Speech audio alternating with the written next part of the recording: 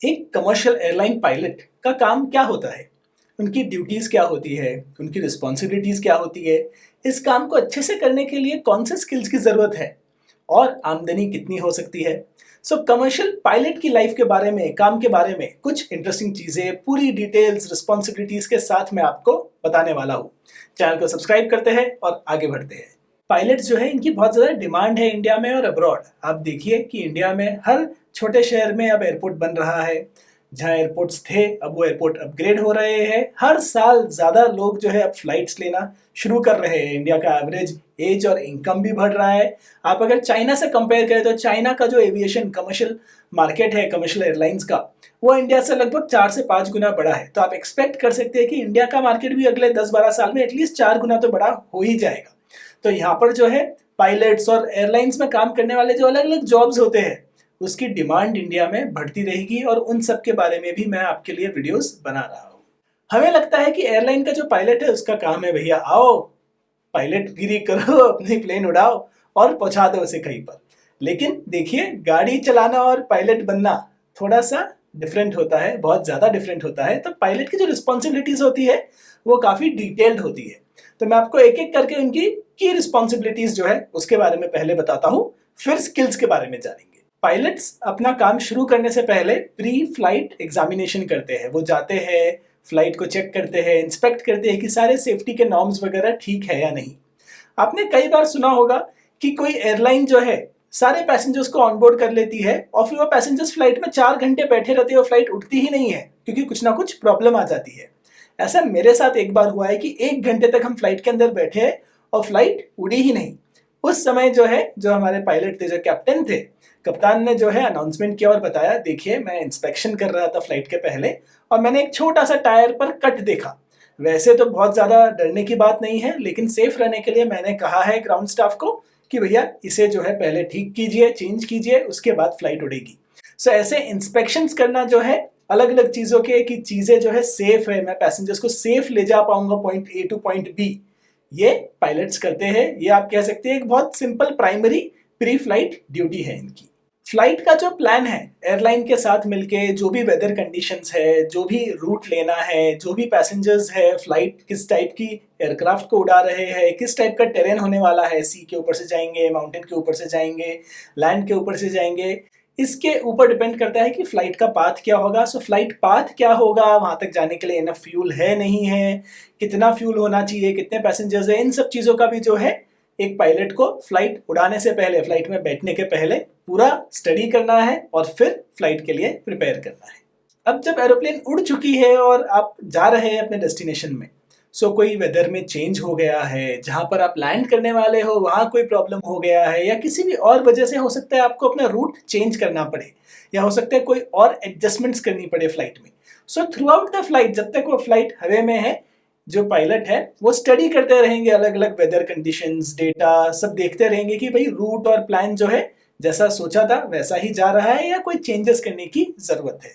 ऐसा करते समय पायलट्स को एयर ट्रैफिक कंट्रोल, एटीसी जिसे कहते हैं, फैंसी टावर्स होते हैं एटीसी के हर एयरपोर्ट पर, उनके इंस्ट्रक्शंस को भी जो है फॉलो करना होता है।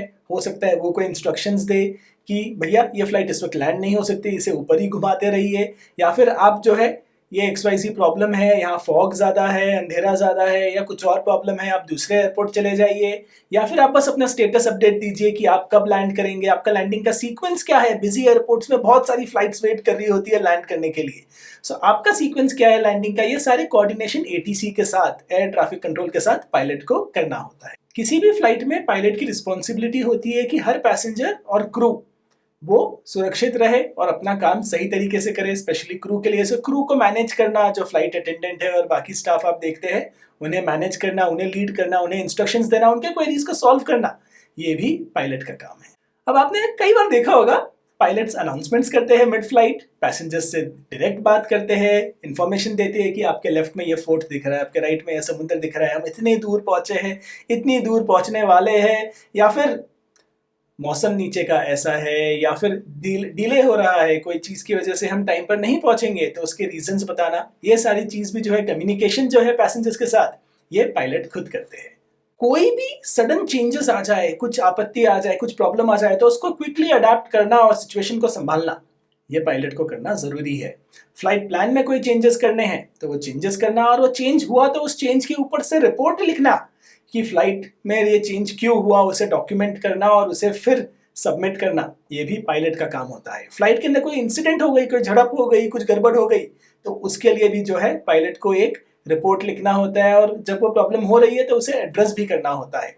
सो पायलट की पूरी रिस्पॉन्सिबिलिटी होती है एक तरह से ये फ्लाइट। सो ये है कि रिस्पॉन्सिबिलिटी, लेकिन इन रिस्पॉन्सिबिलिटीज को निभाने के लिए, एक पायलट बनने के लिए किन स्किल्स और क्वालिफिकेशंस की जरूरत है, चलिए ये भी जानते हैं। देखिए, पहला तो आपके पास कमर्शियल पायलट लाइसेंस होना चाहिए। इंडिया में लाइसेंस जो है डीजीसीए के जो गाइडलाइंस है उसके थ्रू दिया जाता है। पायलट कैसे बने, इस पर पूरा मेरा एक अलग वीडियो डिटेल है, वो आप देखिएगा, लेकिन आपको कमर्शियल पायलट लाइसेंस चाहिए। इसके अलावा क्रॉस कंट्री, एक शहर से दूसरे शहर जाने का और रात को फ्लाइट उड़ाने का आपके पास एक्सपीरियंस होना चाहिए पायलट बनने के लिए। तो आपके ट्रेनिंग के टाइम पर आपको इन चीज़ों का ध्यान देना है। आपके पास एटलीस्ट 1000 घंटे का फ्लाइंग एक्सपीरियंस होना चाहिए पायलट बनने के लिए, कमर्शियल पायलट बनने के लिए। और आपके पास एक वैलिड पासपोर्ट होना चाहिए। तो बैकग्राउंड चेक्स वगैरह होंगे, आपका कोई क्रिमिनल रिकॉर्ड नहीं होना चाहिए, तो आपको बैकग्राउंड चेक्स को क्लियर करना है। एक वैलिड पासपोर्ट भी आपके पास होना चाहिए। इसके अलावा आपके पास प्रॉब्लम सॉल्विंग स्किल्स होने चाहिए। प्रॉब्लम सॉल्विंग एक एयरलाइन पायलट के लिए बहुत ज़्यादा ज़रूरी है, क्योंकि सिचुएशन बहुत ज़्यादा डायनामिक होती है।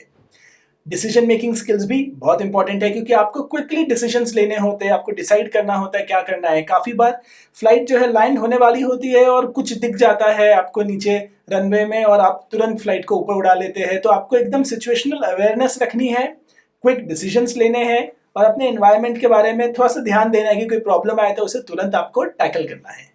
आपके जो डेटा एनालिसिस स्किल्स है वो अच्छे होने चाहिए, क्योंकि आपको अलग अलग डेटा जो है उसे समझना है, उसका क्या इम्पैक्ट होगा आपके फ्लाइट पे, आपके डेस्टिनेशन पर, ये आपको समझना होता है।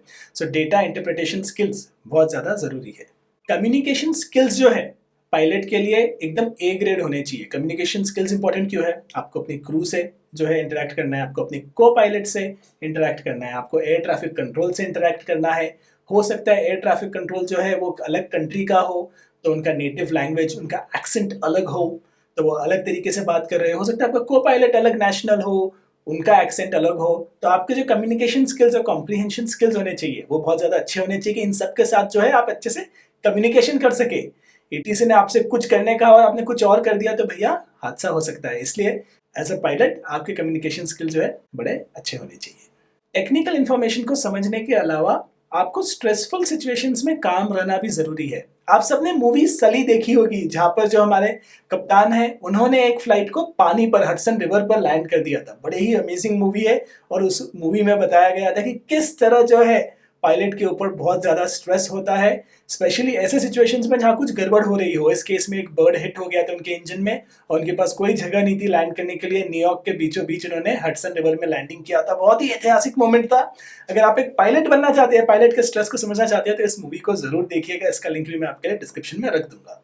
एक पायलट की सैलरी कितनी होती है, कि आपको कितना सैलरी मिलेगा इस काम करने के लिए, कितनी आमदनी हो सकती है? तो आप मान के चलिए कि एक एंट्री लेवल पायलट को 1.5 लाख रुपए महीने तक मिल जाता है, और एक्सपीरियंस पायलट को 5 लाख रुपए महीना या उससे ज्यादा भी मिल सकता है।